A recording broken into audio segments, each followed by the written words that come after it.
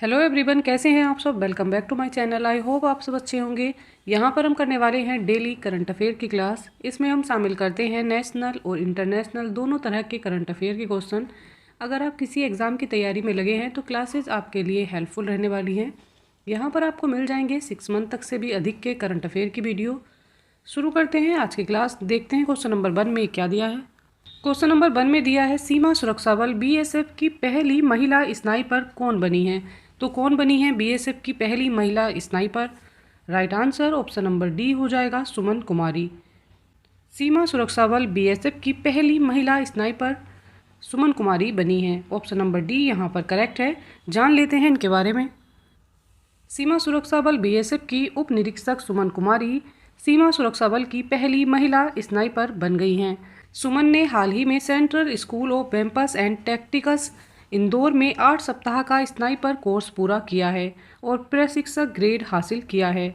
सुमन हिमाचल प्रदेश के मंडी जिले की रहने वाली है। ये कहाँ की रहने वाली हैं? ये हिमाचल के मंडी जिले की रहने वाली हैं। वह साल 2021 में बीएसएफ में शामिल हुई थी। तो ये साल 2021 में बीएसएफ में शामिल हुई और अब ये बन गई हैं यहाँ पर पहली महिला sniper. Option number D correct हो जाएगा। देख लेंगे क्वेश्चन नंबर नेक्स्ट।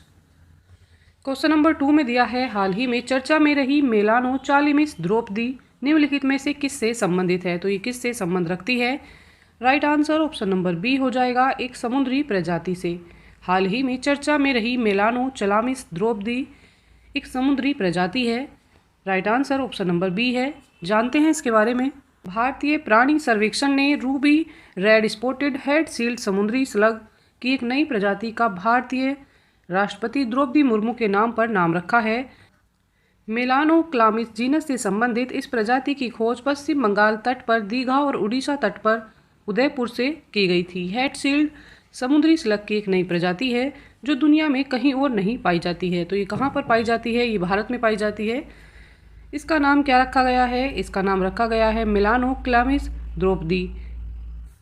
ये किसकी प्रजाति है? ये हेड सील्ड समुद्री स्लग की नई प्रजाति है जो केवल भारत में पाई जाती है। राइट आंसर है एक समुद्री प्रजाति। देख लेते हैं क्वेश्चन नंबर 3। हाल ही में ओशन ग्रेस नामक ASTDS टग का उद्घाटन किसने किया है। तो किसने ओशन ग्रेस का उद्घाटन किया है? Right answer option number D हो जाएगा सर्बानंद सोनोवाल ने। सर्बानंद सोनोवाल ने ओशन ग्रेस नामक ASTDS टग का उद्घाटन किया है। Right answer option number D है। जानते हैं इसके बारे में। केंद्रीय बंदरगाह जहाजरानी और जल मार्ग मंत्री सर्बानंद सोनोवाल ने हाल ही में ओशन ग्रेस नामक 60T बोलार्ड पुल टग और मेडिकल मोबाइल यूनिट MMU का उद्घाटन किया है। ओशन ग्रेस को चीन शिपयार्ड लिमिटेड द्वारा एक भारत निर्मित ASTDS टग है। तो किसके तहत इसको विकसित किया जाएगा? ग्रीन टग ट्रांजिशन प्रोग्राम के तहत इसको विकसित किया जाएगा।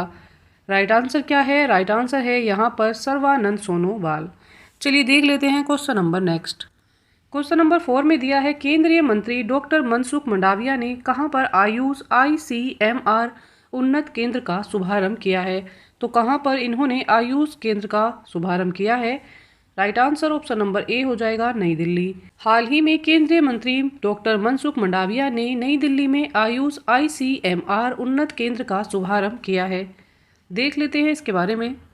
केंद्रीय स्वास्थ्य और परिवार कल्याण मंत्री डॉक्टर मनसुख मंडाविया ने नई दिल्ली में एम्स में एकीकृत स्वास्थ्य अनुसंधान के लिए आयुष ICMR उन्नत केंद्र का शुभारंभ किया है। इसका उद्देश्य पारंपरिक भारतीय ज्ञान और आधुनिक चिकित्सा दोनों का एक साथ उपयोग करके रोगियों को समग्र स्वास्थ्य देखभाल प्रदान करना है। ये केंद्र विभिन्न एम्स संस्थानों जैसे नई दिल्ली, एम्स जोधपुर, एम्स नागपुर और एम्स ऋषिकेश में स्थापित किए जाएंगे।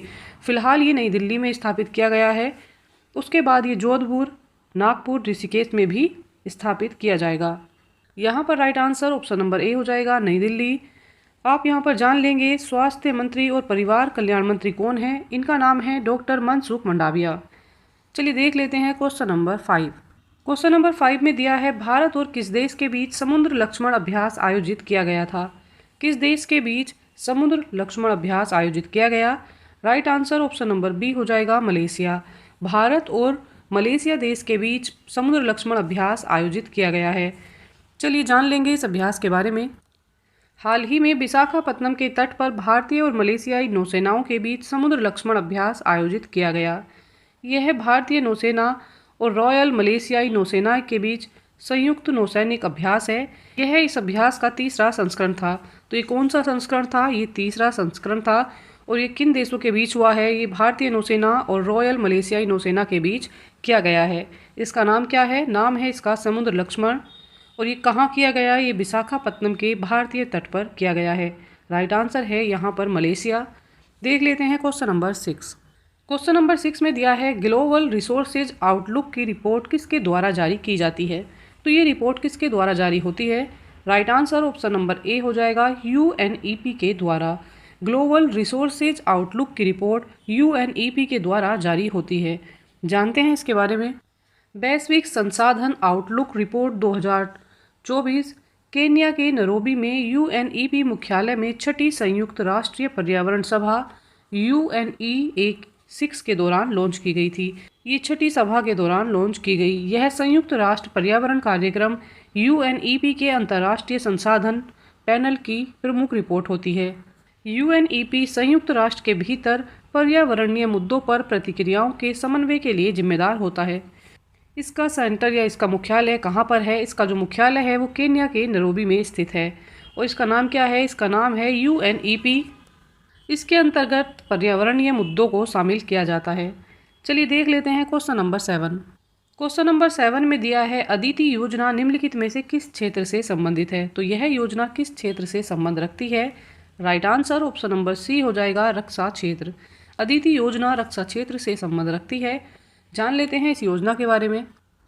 रक्षा मंत्री राजनाथ सिंह ने नई दिल्ली में डेफ कनेक्ट 2024 के दौरान महत्वपूर्ण और रणनीतिक रक्षा प्रौद्योगिकियों में नवाचार को बढ़ावा देने के लिए अदिति योजना की शुरुआत की। योजना के तहत स्टार्टअप रक्षा प्रौद्योगिकी में अपने अनुसंधान, विकास और नवाचार प्रयासों के लिए 25 करोड़ रुपए तक के अनुदान सहायता प्राप्त करने के लिए लोग पात्र होंगे। इस योजना के तहत 2023-24 से 25-26 की अवधि के लिए 750 करोड़ रुपए आवंटित किए जाएंगे। तो कब से कब तक? यहाँ पर आप कह सकते हैं 2023 से लेकर 2026 तक की इस अवधि को निर्धारित किया गया है, जिसमें 750 करोड़ रुपए आवंटित किए जाएंगे। अनुसंधान, विकास और नवाचार प्रयासों के लिए 25 करोड़ रुपए तक के अनुदान सहायता जो है ये यहाँ पर प्राप्त करने का लक्ष्य रखा गया है। ये राशि जो है दी जाएगी। और जान लेंगे रक्षा मंत्री कौन है? रक्षा मंत्री हैं राजनाथ सिंह। राइट आंसर हो जाएगा रक्षा क्षेत्र। इसी के साथ आज की करंट अफेयर की क्लास यहाँ पर कंप्लीट होती है। क्लास आपके लिए हेल्पफुल रहने वाली है। अच्छी तैयारी के लिए साथ में बने रहिएगा। चैनल को लाइक, शेयर एंड सब्सक्राइब कीजिएगा।